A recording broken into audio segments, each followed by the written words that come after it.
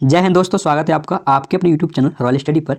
दोस्तों हमने MP plus constable के प्रैक्टिस सेट शुरू किए थे, जहां हमने 5 प्रैक्टिस सेट सॉल्व कर लिए। आज हम 6वां प्रैक्टिस सेट आपके सामने लेकर आए हैं, जहां पे हम 30 क्वेश्चन सॉल्व करते हैं, जो कि दोस्तों टॉप लेवल के क्वेश्चन रहते हैं, प्लस जो इजी क्वेश्चन पूछे जाते हैं वो भी हम इसमें 1-2 इंक्लूड कर देते हैं। ठीक ना, चलिए दोस्तों, तो बिना टाइम वेस्ट के वीडियो को शुरू करते हैं।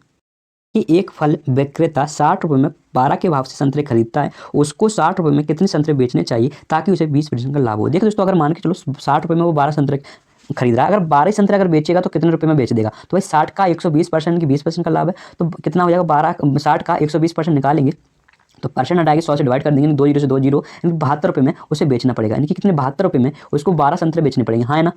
ओके, अब देखोगे कि भाई साहब अगर एक संतरा देखेंगे, एक संतरा कितने में बेचेगा, तो एक संतरा वो बेचेगा 6 रुपये में, 12 6 72 होते। ओके, तो बताओ 60 रुपये में कितने संतरे बेचेगा, तो भाई 60 में कितने का डिवाइड कर देंगे, 6 का डिवाइड कर देंगे, तो संतरों की संख्या आएगी दोस्तों 10, हाँ है ना। तो दोस्तों आंसर होगा आपका बी ऑप्शन। ये बिल्कुल सिंपल तरीका है और जल्दी भी आप कर सकते हो। ठीक है ना, चलिए आगे चलते हैं। अगला प्रश्न है कि एक बैग में 33 से 92 के बीच की संख्या वाले कुछ कार्ड भरे हैं। यदि बैग में से एक कार्ड निकाला जाता है तो निकाले गए कार्ड पर मौजूद संख्या पूर्ण वर्ग होने की प्रायिकता क्या कीजिएगा। देखिए दोस्तों, अगर हम टोटल नंबर देखें तो कितने होंगे, तो 92 और 33 के बीच में ना तो 92 है ना 33 है, तो भाई 91 तो लेना पड़ेगा, 92 को छोड़ देंगे, 33 नहीं लेंगे तो 33 को क्या कर देंगे, इसमें से माइनस कर देंगे। तो इस तरह से इसको माइनस करेंगे तो बनेगा 9 5, यानी कि 59 संख्याएं हैं, यानी 59 कार्ड उसमें हैं। लेकिन अगर हम पूर्ण वर्ग की बात करते हैं तो दोस्तों 33 के बाद 36 मिलेगा, 49 मिलेगा, 64 मिलेगा और 81 मिलेगा, यानी कि 4 ऐसी संख्या जो पूर्ण वर्ग है। तो ऊपर पूर्ण वर्ग की संख्या बटे नीचे टोटल कार्डों की संख्या, तो कितनी है दोस्तों 59 है। यही तो प्रायिकता होगी। तो आपका कौन सा ऑप्शन सही रहेगा, डी ऑप्शन आपका सही रहेगा। ठीक है ना, आगे देखते हैं। अगला प्रश्न है कि त्रिभुज एबीसी का क्षेत्रफल ज्ञात कीजिएगा। देखिए दोस्तों, त्रिभुज का क्षेत्रफल इजी तरीके से आप निकाल दोगे, लेकिन ये बताइए अगर ये व्यास है तो ए ट्रायंगल है और ए एंगल कितना होगा, तो आप कहोगे ए ट्रायंगल होता है 90 डिग्री, हाँ ना, यानी कि व्यास द्वारा परिधि पर बना हुआ एंगल 90 डिग्री होता है। तो भैया ये 90 डिग्री है, तो अगर ए क्या आधार है तो ये क्या होगा, लंब होगा, हाँ ना। तो एरिया क्या होता है, 1/2 आधार गुणा लंब, 16 गुणा 20। ओके, 20 को 2 से काटेंगे 10, यानी कि क्या आएगा 160। ओके, कितना आएगा 160 सेंटीमीटर स्क्वायर। ठीक ना, चलिए यानी कि आपका बी ऑप्शन सही रहेगा। आगे देखते हैं। अगला प्रश्न है कि ए और बी का अनुपात दिया है x अनुपात 12 है और बी और सी का अनुपात दिया है 4 अनुपात y है। यदि ए सी का अनुपात 5 अनुपात 3 है तो x अनुपात y का मान ज्ञात कीजिएगा। ओके, चलिए देखिए दोस्तों, अगर हम देखें कि दोनों में जो कॉमन है वो b है, हाँ है ना। b यहाँ पे 12 है और b यहाँ पे कितना 4 है, हाँ है ना। तो भैया b यहाँ पे 12 है तो यहाँ पे 12 बना लेंगे 3 से गुणा करके, तो 12 अनुपात 3y बनेगा कि नहीं बनेगा, हाँ है ना। ओके, अगर हम देखेंगे कि a का मान यहाँ पे कितना x है और c का मान कितना है 3y है, हाँ है ना, 3y। लेकिन वो क्या करा है, a और c का जो मान है उसका अनुपात 5 अनुपात 3, यानी a का और c का अनुपात मतलब a कितना है x है और c कितना है 3y, यानी इन्हीं दोनों का जो अनुपात है वो कितना दोस्तों 5 अनुपात 3 है, हाँ है ना। 5 अनुपात 3 है, तो यहाँ से 3 से 3 काट देंगे तो यह x अनुपात जो y आएगा वो आएगा दोस्तों, इसको x अनुपात y, इसको 5 अनुपात 1, क्योंकि एक ही बचा है। ठीक है ना, तो दोस्तों कौन सा आंसर हो रहेगा आपका, डी ऑप्शन सही जवाब रहेगा। आगे देखते हैं। अगला प्रश्न है कि यदि tan थीटा बराबर 1 है जहाँ थीटा नील कोण है, तो दोस्तों नील कोण का मतलब 45 से छोटा होगा। तो आप देखोगे कि जो tan थीटा किसकी वैल्यू 1 होती है, तो 45 डिग्री की वैल्यू 1 होती है ना। तो बस कर दीजिएगा यहाँ पे put 2 sin 90 degree, sin 45 degree की जो वैल्यू होती है वो दोस्तों आपकी होती है 1/√2। ओके, 1/√2 गुणा, सॉरी हाँ, ये इसकी भी क्या होती है 1/√2 कॉस 45 की 1/√2 होती है, माइनस कॉसेक स्क्वायर थीटा। देखो दोस्तों, साइन का उल्टा हो जाएगा, यानी कि √2 हो जाएगा, √2 का स्क्वायर कर देंगे तो 2 ही बचेगा, है ना। तो इस तरह से आप देखोगे कि ए कितना बनेगा, आप कहोगे ए कितना बन जाएगा 2 बन जाएगा, और 2 से 2 काट देंगे 1 - 2 बनेगा, बराबर आएगा -1। 45 डिग्री रखना थीटा, आंसर आएगा -1। ठीक है ना, 30 40 और 45 का एलसीएम ज्ञात कीजिएगा। तो दोस्तों 45 के फैक्टर कर देंगे 9 गुणा 5, 40 के कर देंगे 8 गुणा 5, और इसके कर देंगे 3 गुणा 2 गुणा 5। ठीक है ना, तो देखिए दोस्तों यहाँ से हमने 9 को उठा लिया सबसे पहले, तो जितने भी 3 होंगे वो कट जाएंगे। ओके, ये भी चला जाएगा। अब हमने क्या किया 5 ले लिया, तो ए5 चला गया। अब हम क्या लेंगे 2 और 8 में से बड़ा वाला ले लेंगे 8। ओके, क्योंकि 2 ऑलरेडी 8 में इंक्लूड है। तो इस तरह देखेंगे 8 पंजे 40। ओके, 40 गुणा 9 करेंगे 9 चौके 36, यानी कि 360 आपका एलसीएम सही रहेगा। ठीक है ना, ये ऑप्शन आपका जवाब रहेगा यहाँ से सही। नेक्स्ट है कि कॉस स्क्वायर 22 डिग्री और cos square 60 degree, okay 68 degree अपन ए दिया है और ए दिया है, तो पूछ रहा है मान क्या होगा। देखिए दोस्तों, सबसे पहले एक चीज़ सोच लीजिएगा, जब भी दो एंगल का सम 90 डिग्री हो, है ना, दो एंगल का मान 90 डिग्री हो, तो साइन ए प्लस साइन बी स्क्वायर है, इसका मान कितना होता है 1 हुआ। अगर यहाँ साइन की जगह मैं कॉस भी लिख दूंगा ना तो अभी काम चल जाएगा। ओके, तो आप देखोगे ऊपर कॉस लिखा हुआ है और जो एंगल दिया उनका सम कितना दिया है 90 डिग्री दिया है, तो यहाँ पे ऊपर क्या हो जाएगा 1 हो जाएगा। ओके, बटा 2, है ना। नीचे देखोगे ए भी दिया है तो इसका मान भी क्या हो जाएगा 1 हो जाएगा, है ना। माइनस देखो दोस्तों आप देखोगे कि यहाँ पे कितना है 16, यहाँ पे कितना है 74। ओके, लेकिन दोस्तों आपको पता होना चाहिए, अगर हम देखें इसको तो इसको हम लिख सकते हैं साइन, क्या लिख सकते हैं, साइन 90 माइनस 16, है ना, साइन 90 माइनस 16। तो इसको आगे कैसे लिखेंगे, कॉस स्क्वायर 16 डिग्री। ओके, कितना लिख देंगे, कॉस 16 डिग्री। यानी कि अपन अगर इसको मान देखेंगे तो 1/2 आ जाएगा, माइनस अगर यहाँ से कॉमन ले लिया तो ये कितना बचेगा, साइन स्क्वायर 16 डिग्री। और यहाँ पे माइनस के प्लस हो जाएगा, माइनस मैंने ऑलरेडी कॉमन ले लिया है। तो यहाँ पे कॉस 16 था, इसका मान भी कॉस 16 यानी कि कॉस स्क्वायर 16 डिग्री। तो आपको sine square theta plus cos square theta पता होगा, तो उसका मान 1 होगा, यानी कि 1/2 माइनस के 1। इसका आंसर होगा माइनस के 1/2, यानी कि आपका सी ऑप्शन आपका सही रहेगा। आगे देखते हैं अगला प्रश्न है, यदि 2x प्लस वाई माइनस के 3 बराबर 0 है तो 8x क्यूब प्लस के 18xy प्लस के वाई क्यूब माइनस 27 का मान क्या होगा। देखिए दोस्तों इसमें क्वेश्चन करेगा, आपको क्या करना है कि x का मान 0 रख देना है। तो x का मान 0 रख दोगे तो यहाँ से y का मान निकल कर आएगा 3, है ना। तो इसमें x का मान 0 रखेंगे तो a कटेगा, a भी 0 हो जाएगा।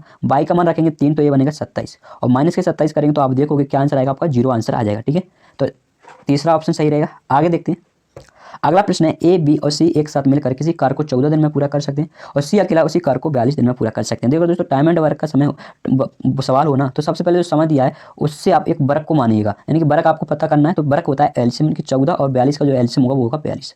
ओके, अब एलसीएम निकालना है, सॉरी एफिशिएंसी निकालना है कार्य बटे समय। ठीक है, तो ए प्लस बी प्लस सी सबका सम अगर हम देखेंगे तो कितना बनेगा 14, और अगर सबकी इफिशिएंसी निकालेंगे तो 3 आएगी, 42 में 14 से भाग कर देंगे। अगर सी अकेला 42 दिन में कर रहा है, यानी कि सी कितना कर रहा है दोस्तों, एक काम करेगा 42/42। और पूछ क्या रहा है, ए बी कितने दिन में करेंगे, तो ए बी से कराना, तो ए बी की इफिशिएंसी आप देखोगे सब लोग 3 कर रहे थे, सी अकेला 1 कर रहा है, यानी कि ए और बी है वो 2 काम करेगा एक दिन में, है ना। तो अगर ए और बी का आपको समय चाहिए तो समय कार में समय से डिवाइड कर देना, सॉरी इफिशिएंसी से डिवाइड कर देना, आंसर आएगा दोस्तों 21 दिन। ओके, तो आपका बी ऑप्शन सही जवाब रहेगा।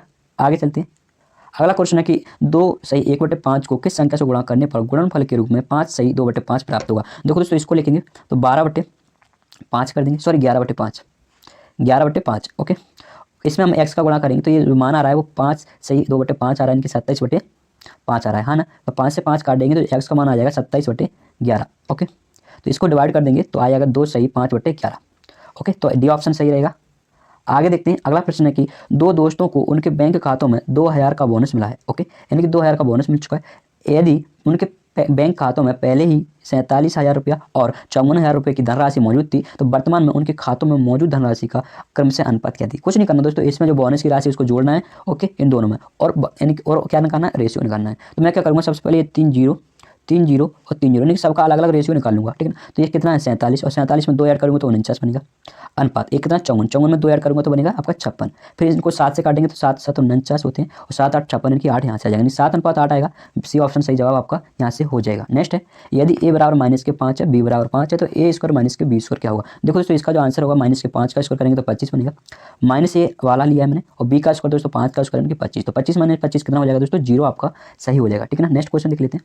नेक्स्ट है कि नीचे दिए गए चित्र में ए बी वृत्त का व्यास है, यानी कि जो ए बी है दोस्तों वो क्या वृत्त का व्यास है। ओके, ए बी वृत्त का व्यास है और रेखा बी सी को बढ़ाने पर यह बिंदु पी पर मिल जाता है। ओके, चलो यानी कि बी सी को आगे बढ़ाया तो पी पर मिल गया। यदि angle A O C 36 degree है तो बी पी क्यू का मान बताना है, यानी कि आपको बी पी क्यू यानी कि ए वाला एंगल आपको बताना है। तो सबसे पहले क्या करिएगा कि बताइएगा ए वाला एंगल कितना होगा, बताओ ए एंगल कितना होगा। तो आप कहोगे ए होता है 180 डिग्री माइनस के 36, है ना। तो कितना निकल के आएगा दोस्तों, एक यहाँ पे देखेंगे यहाँ पे कितना बचेगा 7, 7 में 3 जाएगा 4। ओके, तो बचेगा 4 यानी कि 144 डिग्री आएगा, है ना, 144 डिग्री आएगा। ओके, लेकिन दोस्तों अगर हमने देखला कि ये आपका 144 है ना, है ना। अब बताओ ए एंगल और ए एंगल बराबर होंगे कि नहीं होंगे, आपको भी हाँ होंगे। तो भाई दोनों में से अगर हम देखें दोनों का योग जो होगा वो कितना होगा 36 डिग्री होगा। अरे भैया जो एंगल होता है भाई एंगल वो अंदर के दोनों एंगल का सम होता है कि नहीं होता है। तो आप देखोगे 36 होगा वो थीटा प्लस थीटा यानी कि 2 से डिवाइड कर देंगे तो एक एंगल हमें 18 डिग्री मिल जाएगा, है ना। लेकिन दोस्तों अगर मैं देखूं कि अगर हम इस एंगल की बात करते हैं तो भाई ये एंगल होता है आपका 90 डिग्री, है ना। यानी कि स्पर्श लाइन और इस केंद्र से एक पॉइंट अगर एक लाइन खींचे तो यहाँ पर जो एंगल बनता है वो बनता है 90 डिग्री। ठीक है ना। अब अगर आप देखेंगे इस तरह से एक एंगल बनना है आपका, यहाँ पे P बैठा हुआ है, यहाँ पे B बैठा हुआ है और यहाँ पे A बैठा हुआ है। ये 36 डिग्री है, ये आपका 90 डिग्री है।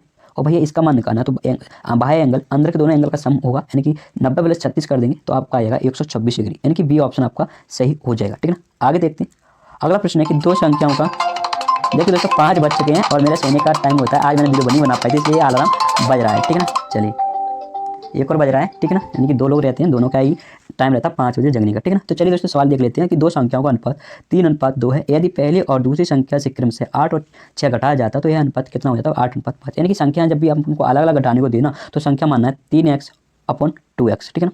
पहली से वो 8 घटा रहा है और दूसरी से वो 6 घटा रहा है। इस तरह से जो रेशियो बनना है वो बनना है 8:5। तो इसको जैसे ही सॉल्व करोगे तो 15 - 40 क्रॉस मल्टीप्लाई कर देंगे, 8 16 हो जाएगा, इसका मल्टीप्लाई उधर कर देंगे, -48 हो जाएगा। ओके, ax बनेगा यहाँ पे, ठीक है ना। इस तरह से 15x को उधर ले जाएंगे तो यहाँ पे x बचेगा और 48 को इधर लाएंगे तो प्लस, तो माइनस का था प्लस का हो जाएगा और प्लस के 48 - 40 कर देंगे तो 8 हो जाएगा, ठीक है ना। अब देखोगे कि 8x का मान 8 आ गया, तो जो संख्या हमने मानी थी 3x और 2x, तो यहाँ पे कितना हो जाएगा? 24 हो जाएगा। x का मान रख देंगे, यहाँ पे कितना हो जाएगा? 16 हो जाएगा, ठीक है ना। चलिए नेक्स्ट क्वेश्चन देख लेते हैं। नेक्स्ट है, दो कारें क्रम से 45 किलोमीटर पर आवर और 50 किलोमीटर की चाल से चलते हुए एक निश्चित दूरी तय करती है। यदि एक कार को यह दूरी तय करने में दूसरी कार से 32 मिनट अधिक समय लगता है तो तय की गई दूरी क्या होगी? देखो दोस्तों सबसे पहले हमें क्या करना है कि जो स्पीड दिया उसका रेशियो निकालना है ना। जैसे कि 45 और 50 दिए कि समय निकालने की हमें आवश्यकता है, तभी हम दूरी बता सकते हैं, ठीक है ना। अब देखो अगर मैंने कहा कि मान के चलो यहाँ पे आपका जो रेशियो है वो 15 से काटेंगे, सॉरी 50 है, तो आप 5 से काटोगे तो 9:10 आएगा, है ना। लेकिन अगर समय का रेशियो निकालोगे तो 9:10 को उल्टा कर दीजिएगा, 10:9 आ जाएगा, ठीक है ना। अब देखोगे कि अगर पहली कार 10 मिनट ले रही थी, दूसरी कार कितनी ले रही है? 9 मिनट ले रही है, यानी कि 9 यूनिट समय ले रही है, ठीक है। तो यानी कि एक कम ले रही है, एक ज़्यादा ले रही है, ठीक है। कितना ज़्यादा ले रही है वो आपको ऑप्शन क्वेश्चन में दिया है, ठीक है ना। कितना ले रही है? 32 मिनट। ओके, तो देखो दोस्तों अगर हम देखें कि इनका जो अंतर है वो 32 मिनट एक रेशियो के बराबर होगा, है ना। और पूछ क्या रहा है? वो दूरी पूछ रहा है, तो समय या तो आप 45 वाले का निकाल लीजिएगा या 9 वाले का निकाल लीजिएगा, 50 वाले का निकाल लीजिएगा। अगर 50 वाले का निकालना तो मैं 9 का मल्टीप्लाई करना पड़ेगा, और अगर मुझे 45 वाले का चाहिए तो मुझे 10 का मल्टीप्लाई करना पड़ेगा, है ना। तो मैं 10 का मल्टीप्लाई कर दूंगा, तो दोस्तों ये आंसर आएगा वो मिनट में आएगा, ठीक है ना। लेकिन अपन स्पीड देखेंगे तो किलोमीटर में दी है, तो भाई इसको अगर घंटे में निकालना समय तो 60 से डिवाइड कर दूंगा, तो ये आ जाएगा आपका 32/6 आवर। यानी कि जो 45 वाली है वो कितना ले रही है? 32/6 आवर ले रही है। भैया आपकी स्पीड दिया 45 किलोमीटर आवर, समय दिया 32/6 घंटे, तो आप नॉर्मल निकाल सकते हो ना, नॉर्मली स्पीड डिस्टेंस को निकाल सकते हो ना। 45 यानी कि लिख दीजिएगा स्पीड और 32/6 कर दीजिएगा। ओके, 45 काटेंगे 3 से तो 15 आएगा। ओके, इसको काटेंगे 2 से तो आपका आ जाएगा, 3 से काटेंगे तो 2 आ जाएगा। इसको काटेंगे इससे तो जो आएगा वो आएगा 16, और 16 गुणा 15 कर देंगे, 16 पंजे 80 और 8 बजेंगे यानी कि 24, यानी कि आ जाएगा 240 किलोमीटर, ठीक है ना। चलिए आगे चलते हैं। नेक्स्ट क्वेश्चन है कि अभी से 6 वर्ष बाद कीर्ति की आयु उसके भाई कुणाल की आयु से दुगनी है। यानी कि जो कीर्ति है दोस्तों, कीर्ति है यानी कि वो कुणाल से कितनी दुगनी हो जाएगी? ओके, 6 वर्ष बाद, तो माइनस के 6 कर देंगे, यानी 6 वर्ष, सॉरी प्लस के 6 वर्ष बाद, यानी कि आज से 6 वर्ष बाद कितनी की हो जाएगी? वो दुगनी हो जाएगी, किसकी? कुणाल की आयु से दुगनी हो जाएगी। किंतु 4 वर्ष पहले मतलब माइनस के 4, उसकी आयु कुणाल की आयु से 4 गुनी थी, यानी कि क्या थी? 4 गुनी थी, ठीक है ना।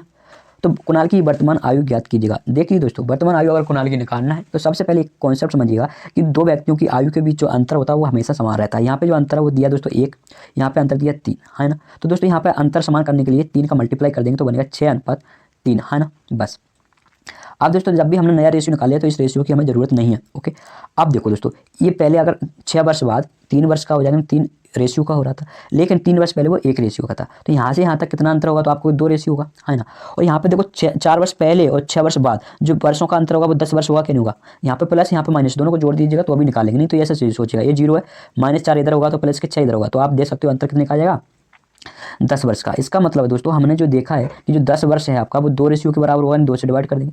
पूछ किसकी रहा है? कुणाल की। तो कुणाल की अगर मैंने कहा कि अगर मैं यहाँ पे 3 का मान निकाल लेता हूँ तो वो 6 वर्ष बाद की आएगी। ओके, तो यहाँ पे अगर मैं 6 वर्ष बाद की निकालूँ तो कितना आएगा दोस्तों? 30 आ जाएगा। कितना आएगा दोस्तों?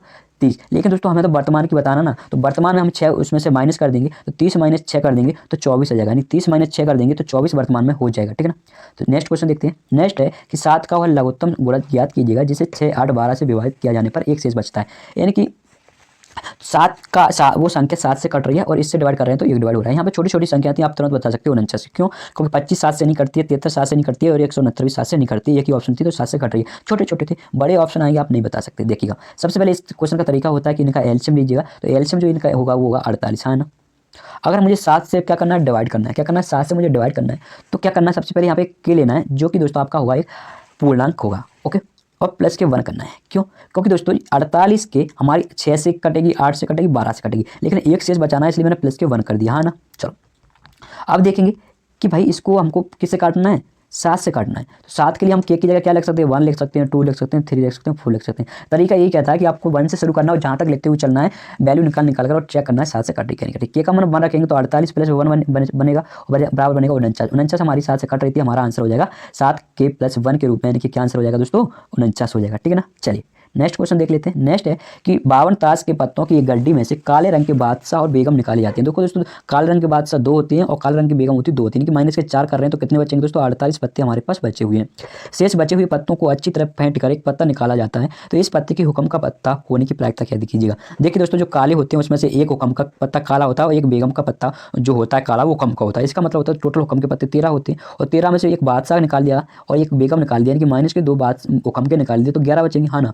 तो यानी कि कितने आपके हुक्म के पत्ते हैं तो 11 है और टोटल कितने पत्ते हमारे पास 48 है। तो 11/48 ही आपकी प्रायिकता हो जाएगी। प्रायिकता क्या होती है, जो दुनिया कहती है कि गड्डी में कितने पत्ते होते हैं, 52 होते हैं, लेकिन अभी हमने निकाल दिए तो 48 बचे होंगे।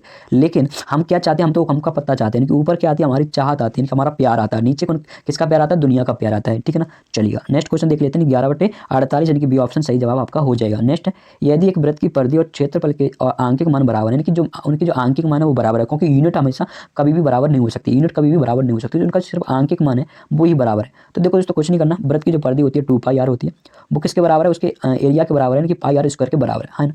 पाई से पाई कटेगा, आर से स्क्वायर कट जाएगा, यानी आर का जो वैल्यू आएगी वो 2। अब 2 मीटर में भी हो सकती है, सेंटीमीटर में हो सकती है, किलोमीटर में हो सकती है, इसलिए 2 इकाई आपका सही जवाब।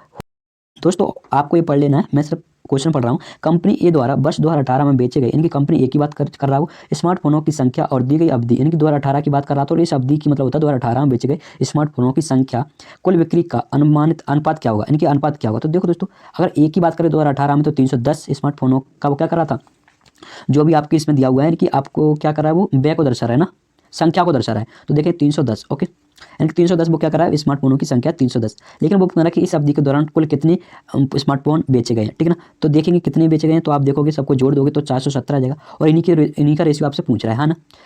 ए द्वारा 2018 में बेचे गए और 2018 में कुल बेचे गए स्मार्टफोनों की संख्या का अनुपात हो जाएगा 31:47। ठीक है ना। तो दोस्तों ये ऑप्शन आपके गलत है। ओके, नेक्स्ट क्वेश्चन देखते हैं, यानी कि आपको आंसर होगा 31:47। नेक्स्ट क्वेश्चन है कि ए अकेले किसी कार्य को 16 दिन में पूरा कर सकता है, बी अकेला उसी कार्य को 12 दिन में पूरा कर सकता है, सी के साथ मिलकर वे उसी काम को 3 दिन में पूरा कर सकते हैं, तो सी अकेला उसी कार्य को कितने दिन में पूरा करेगा। देखिए दोस्तों, सबसे पहले हम क्या निकालेंगे, वर्क निकालेंगे। तो 16, 12 और 3 का एलसीएम लेंगे तो 48 होता है, जो कि दोस्तों आपका वर्क होगा, है ना। इफिशियंसी निकालेंगे ए की, तो ए कर रहा था कितने 16 दिन में, तो 48 को डिवाइड करेंगे 16 से, तो इफिशियंसी आएगी दोस्तों 3। ठीक है ना। बी की इफिशियंसी निकालेंगे 48/12 तो आएगी 4। अगर हम ए प्लस बी प्लस सी की सबकी निकालेंगे तो 48/3 यानी कि 16 आएगी, है ना। चलो, यानी कि अगर सी की इफिशियंसी निकालेंगे हम, सी की इफिशियंसी, तो टोटल में से बी और ए की घटा देंगे, यानी कि 16 - 7 कर देंगे तो 9 आ जाएगा, यानी कि 9 जो आएगा वो सी की इफिशियंसी आएगा। और 9 का अगर समय निकालना है तो 48/9 से डिवाइड कर देना है। ठीक है ना। तो इसको देख लीजिएगा, 9 यानी कि 3 से काट देंगे तो आ जाएगा आपका, 3 से काटेंगे तो बनेगा कितना, 16/3, यानी कि 5 सही, 1/3 सही रहेगा। ठीक है ना। तो दोस्तों आपका बी ऑप्शन सही जवाब होगा यहाँ से। के परमाप का अनुपात ज्ञात कीजिएगा। तो वृत्त की परिधि, देखिए दोस्तों, सबसे पहले हम क्या करना पड़ेगा कि आर यानी कि त्रिज्या और भुजा निकालनी पड़ेगी। तो पाई r² वृत्त का क्षेत्रफल बराबर होता है a², तो यहाँ से r² r अनुपात a निकालेंगे तो ये हो जाएगा √1/√पाई, है ना, √पाई हो जाएगा, यानी यहाँ से कुछ नहीं करना, r²/a², 1/पाई आएगा। भाई इधर से स्क्वायर हटाएगा तो उधर रूट लग जाएगा, तो यही बताया मैंने। ठीक है ना। अगर मुझे 2πr का मान चाहिए, 2πr क्या होती है, परिधि होती है, अनुपात, और जो परमाप होता है वो होता है 4a, है ना। तो देखो सबसे पहले पाई लिख लो, r का मान क्या है दोस्तों, यहाँ पर 1 है। ओके, 2 से इसको काटेंगे तो 2 बचेगा, तो अनुपात 2 और a का मान रखेंगे √पाई, है ना। ओके, तो देखो √पाई से √पाई काटेंगे तो यहाँ पर बचेगा √पाई। ओके, और ये 2 है, यानी कि आपका जो आंसर आएगा वो बनेगा √पाई अनुपात 2। ओके, तो कौन से ऑप्शन में मिल रहा है दोस्तों, बी ऑप्शन में आपको मिल रहा है। ठीक है ना। नेक्स्ट क्वेश्चन देखते हैं। नेक्स्ट है, एक निश्चित वार्षिक चक्रवृद्धि ब्याज की दर पर निवेश की गई एक धनराशि का मिश्रण 4 वर्षों में 729 है और 7 वर्षों में दोस्तों आपका 1331 है, जबकि ब्याज की गणना वार्षिक चक्रवृद्धि आधार पर की जाती है। तो वार्षिक ब्याज की दर ज्ञात कीजिएगा। देखो इस 4 वर्ष में आपका दिया था 729, ओके, और 1331। देखिए दोस्तों ये क्या आपका मिश्र धन है, इतना याद रखना क्या दोस्तों, ये मिश्र धन है। तो यानी कि 4 वर्ष में गैप कितने का दोस्तों, 3 वर्ष का, यानी कि 3 वर्ष का अगर हम देखें कि ये 4थे वर्ष के लास्ट में, ये 7 वर्ष के लास्ट में मिश्र धन है। तो कुछ नहीं करना दोस्तों, यहाँ पे अगर हम देखेंगे कि ये होता है दोस्तों आपका 9 का क्यू, ये होता है 11 का क्यू, है ना। तो दोस्तों बात हो रही है 3 वर्ष के गैप की, है ना। तो 3 पावर है, लेकिन अगर 1 वर्ष के गैप की बात करेंगे तो 1 पावर करनी पड़ेगी 11 9:11 की। ओके, अब देखो दोस्तों, एक यानी कि एक अगर वो 9 रुपया क्या थी मूलधन मान लीजिएगा, चाहे दूसरे वर्ष का ब्याज मान लीजिएगा, चाहे चौथे वर्ष के लास्ट का ब्याज मान लीजिएगा। यानी कि अगर मान ले चलो ये पहले वर्ष का ब्याज या मिश्र धन कितना 5 है, तो दूसरे वर्ष का ब्याज या मिश्र धन 11 रुपये होगा। अगर यहाँ पे ब्याज लेंगे तो यहाँ पे भी ब्याज होगा, यहाँ पे मिश्र धन होगा तो यहाँ पे भी मिश्र धन होगा। तो अगर रेट निकालना है तो देखेंगे कि 2 रुपया ब्याज हो रहा है 1 वर्ष का 9 रुपया पे, तो परसेंट में बदलने के लिए 100 का गुणा कर देंगे। इस तरह से इसको सॉल्व करेंगे दोस्तों, तो जो आंसर आएगा आप देख लोगे 2 और 2/2 यानी कि 9, यानी कि आपका 22 सही, 2/9 आपका सही जवाब होगा। ठीक है ना। नेक्स्ट क्वेश्चन देख लेते हैं। नेक्स्ट है, एक आदमी 3 घंटे 20 मिनट में ए से बी तक 300 किलोमीटर गाड़ी चलाता है। वह वापसी की यात्रा में समान दूरी को 4 घंटे 10 मिनट में तय करता है। ए के बीच की उसकी औसत चाल पूरी यात्रा के दौरान उसकी औसत चाल से किलोमीटर, उन्हें पूछ क्या रहा है, ए से बी तक उसकी औसत चाल, ओके, और पूरी यात्रा के दौरान उसकी औसत चाल का अंतर कितना अधिक है, यानी कि अंतर पूछा है। तो भाई ए से बी तक जाने में क्या होगा, 300, ए से बी तक 300 गया, कितने समय में गया, 3 घंटे 20 मिनट में, यानी कि 3 घंटे 20 मिनट में, यानी कि 1/3 करेंगे 20 मिनट का, तो यानी कि 10/3 है ना। तो 10 से भाग कर देंगे और 3 का ऊपर मल्टीप्लाई कर देंगे, तो जाने में जो स्पीड लग रही है ए से बी तक वो निकल के आई आपकी कितनी, 90 है ना। ओके, 90 में आ रही कि नहीं आ रही आपको, यहाँ बिल्कुल आ रही है। लेकिन दोस्तों अगर हम देखेंगे कि उसकी औसत चाल क्या होगी, तो 300 तो ये चल रहा है, ओके, और ये कितनी चली है, 4 घंटे के लिए उसने इतने चली, ठीक है ना। तो आप देखोगे कि 90 से तो वो उसको क्या किया, आया, और कुल कितनी औसत है, चाहे तो आप दूसरा फॉर्मूला लगा लीजिएगा कि अगर मैंने दूसरी भी कितना दोस्तों, चलो मैं औसत ही में निकाल देता हूँ भाई, 600 किलोमीटर होगी टोटल दूरी, क्योंकि 300 गया 300 आया, ओके, गया कितने में गया था, 3 घंटे 20 मिनट में, लौटा कितना, 4 घंटे 10 मिनट में। इसका मतलब होता है 7.5 घंटे, 7.5 घंटे को लिखते हैं 15/2, यानी कि 2 का ऊपर गुणा कर देंगे तो औसत चाल जो दोस्तों आ जाएगी 15 × 60 यानी कि 80 आ जाएगी। ओके, क्या जाएगी 80, यानी कि औसत चाल कितनी है और एवरेज कितनी है, और ए से बी तक जा रहा है वो 90 से, औसत चाल उसकी है 80, तो अंतर कितना का हो जाएगा, 10 किलोमीटर प्रति घंटा का, ठीक है ना। कुछ नहीं करना, ए से बी तक की स्पीड निकालना है जो कि 90 निकाल ली, औसत स्पीड निकालना है, ओके, कुल दूरी बटे कुल समय रख के 80 आ जाएगा, अंतर ने पूछा है 10 आपका आंसर हो जाएगा, ठीक है ना। नेक्स्ट क्वेश्चन है, 16 प्रेक्षणों के एक समूह का समांतर माध्य 12 है, यदि इनमें से 6 प्रेक्षणों में से प्रत्येक में से 8 घटाया जाता है तो प्राप्त नया समांतर माध्य ज्ञात कीजिएगा। देखो दोस्तों सबसे पहले क्या कर रहा है वो, 6 प्रेक्षणों में से 8 घटा रहा है ना, देखिए। तो इसका मतलब है कि अगर हम देखें कि 12 अगर एवरेज था तो वो घटा रहा है तो माइनस लगा देंगे, ठीक है ना, 12 है तो माइनस लगा देंगे, जोड़ेगा तो प्लस लगा देंगे। 8 घटा रहा है, कितने प्रेक्षणों का घटा रहा है, 6 का, है ना। ओके, ये तो क्या रहा है, 8 × 6 करना, हमने जितना घटाया है वो उनका सम निकालना है। बट अगर कहेंगे ओवरऑल कितना घटेगा, तो 16 प्रेक्षणों में जो घटा है वो 16 प्रेक्षणों का कम होगा, तो 16 से क्या कर देंगे, डिवाइड कर देंगे, है ना। तो 8 से इसको काट देंगे 2 बार जाएगा, 2 से 6 काटेंगे 3, यानी कि 12 - 3 करेंगे तो 9 आपका 8 घटाने के बाद बचेगा। ओके, यानी कि सी ऑप्शन आपका सही रहेगा, ठीक है ना। चलिए नेक्स्ट क्वेश्चन देखते हैं। नेक्स्ट क्वेश्चन है कि किसी परीक्षा में उत्तीर्ण होने के लिए 33% के बराबर अंक प्राप्त करना आवश्यक है। एक छात्र को 130 अंक प्राप्त हुए और 35 अंकों से अनुत्तीर्ण हो गया। भैया 130 अंक उसके पास आए लेकिन फिर भी फेल हो गया। अगर वो 35 अंकों से हुआ, 35 अंक अगर और ले आता तो वो पास नहीं हो जाता, बताओ। यानी कि हम देखेंगे 1 6 1, यानी कि 165 नंबर अगर वो ले जाता तो पास हो जाता, जो कि दोस्तों 33% के बराबर है ना। तो 33% वो पूछा कि कुल पूर्णांक कितने हैं, तो 100% होता है पूर्णांक, तो 33% की वैल्यू दी थी, 33 से भाग कर दिया, 33 से काटेंगे 165 को 3 बार जाएगा और बड़ा 100 करेंगे तो 300 हो जाएगा, ठीक है ना। तो दोस्तों सी ऑप्शन आपका सही जवाब रहेगा। नेक्स्ट क्वेश्चन है, यदि 12 और x के महत्तम समावर्तक यानी कि HCF और लघुत्तम समावर्तक का क्रमशः 3 और 60 है तो x का मान क्या कीजिएगा। देखो दोस्तों दोनों संख्याओं का गुणा किसके बराबर होता है, एलसीएम और HCF के गुणा के बराबर होता है, ठीक है ना। दोनों संख्याओं का गुणा एलसीएम और HCF के गुणा के बराबर होता है। 12 × 5 = 60 यानी कि x का मान आ जाएगा 15। ओके, यहाँ से सॉल्व कर लोगे, x का मान 15 निकल कर आएगा। चलिए नेक्स्ट क्वेश्चन है। नेक्स्ट है कि एक 72 मीटर ऊंची इमारत के शीर्ष से देखे जाने पर एक मंदिर के शीर्ष और पाद बिंदु के अवनमन कोण क्रमशः 30 डिग्री और 60 डिग्री है। यानी कि दोस्तों क्या थी, एक 72 मीटर ऊंची क्या थी, एक इमारत थी, है ना। इसके पाद से, ओके सॉरी, इसके शीर्ष से यानी कि इमारत के शीर्ष से एक मंदिर, यानी कि यहाँ पे क्या एक मंदिर है, ठीक है ना, एक क्या है मंदिर है। ओके, अगर हम इसके शीर्ष को देखें और इसके अगर पाद को देखें, मतलब निचले हिस्से को देखें, है ना, तो इस तरह से जो एंगल बनता है आपका वो क्या बनता है, देखिएगा 30 डिग्री अवनमन कोण होता है। तो अवनमन कोण और उन्नयन कोण बराबर होगा, तो यानी कि 60 आपका ये हो जाएगा, यानी कि उन्नयन कोण भी 60 होगा। और ये आपका अगर मैं यहाँ से यहाँ तक एक लाइन खींच दूँ तो जो एंगल बनेगा यहाँ से यहाँ तक वो 30 डिग्री बनेगा, है ना। देखो अगर ज़्यादा आप ऊंचा देख रहे हो ना, यानी कि पास से ज़्यादा ऊंचाई पर देख रहे हो तो वो बड़ा बनता है, और जो ऐसे जे है जे ज़्यादा होगा और ये क्या होगा, यहाँ पर कम एंगल होगा, ठीक है ना। तो ये आपको देखना चाहिए, ठीक है। ओके, इतना क्लियर है कि 30 डिग्री 60 डिग्री हो गया, हाँ ना। चलो पूछ रहा है कि मंदिर की ऊंचाई क्या होगी, हाँ ना। तो देखिएगा मंदिर की ऊंचाई कैसे निकालेंगे। सबसे पहले अगर हम देखेंगे 60 के सामने की वजह क्या होती है दोस्तों, 60 के सामने की वजह क्या होती है, तो आप कहोगे √3 होती है, हाँ ना। ओके, क्या होती है, √3 होती है। लेकिन दोस्तों एक चीज़ सुनिएगा, ये कितना दिया, 60 होगा कि नहीं होगा? अरे भाई इस एंगल की बात कर रहा हूँ, 60 होगा कि नहीं होगा? आपका जी ठीक है। तो 60 के सामने की भुजा ये कितनी होगी? √3 होगी, हाँ ना, √3 होगी, ये 1 होगा। ओके, लेकिन दोस्तों अगर हम देखें कि ये एंगल, ये भुजा और ये भुजा बराबर होनी है, तो ये भी √3 हो जाएगी कि नहीं हो जाएगी? बताइए। आप कहोगे हाँ हो जाएगी। ओके, यानी कि दोस्तों अगर हम देखें कि 60 के सामने की वजह क्या होगी, इस अगर ये 1 होता तो ये √3 होती, लेकिन ये पहले से ही √3 है, तो इसमें √3 का गुणा करना है। ठीक है, इसमें √3 का गुणा कर देंगे तो आपकी 60 के सामने की वजह आ जाएगी 3। ओके, अब देखो दोस्तों, यानी कि 60 के सामने की वजह आएगी वो यहाँ से यहाँ तक आएगी, यानी कि जो 72 है जो दोस्तों वो 3 के बराबर होगा, तो 3 से डिवाइड कर देंगे। अब देखिएगा, अगर यहाँ से यहाँ तक, यहाँ से यहाँ तक, यहाँ से यहाँ तक कितना है दोस्तों? 1 है, तो भाई यहाँ से यहाँ तक कितना होगा? 2 नहीं होगा, यानी कि ये भी कितना होगा दोस्तों? 2 होगा। यानी कि जो लंबाई होगी मंदिर की वो 2 यूनिट होगी, तो 2 से भाग कर देंगे, 3 से करेंगे तो 18 आएगा, सॉरी 24 आएगा, और 24 को 2 से गुणा कर देंगे तो आ जाएगा दोस्तों 48। ठीक है, कितना आएगा? 48 आपका आंसर आ जाएगा, यानी कि 48 मीटर। ठीक है ना।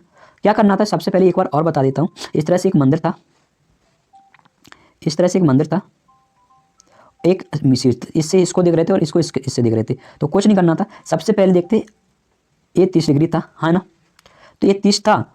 ओके, ये 60 था, हाँ ना, तो 60 के सामने की वजह क्या होगी दोस्तों? √3 होगी। भाई ये √3 है तो ये भी √3 होगी।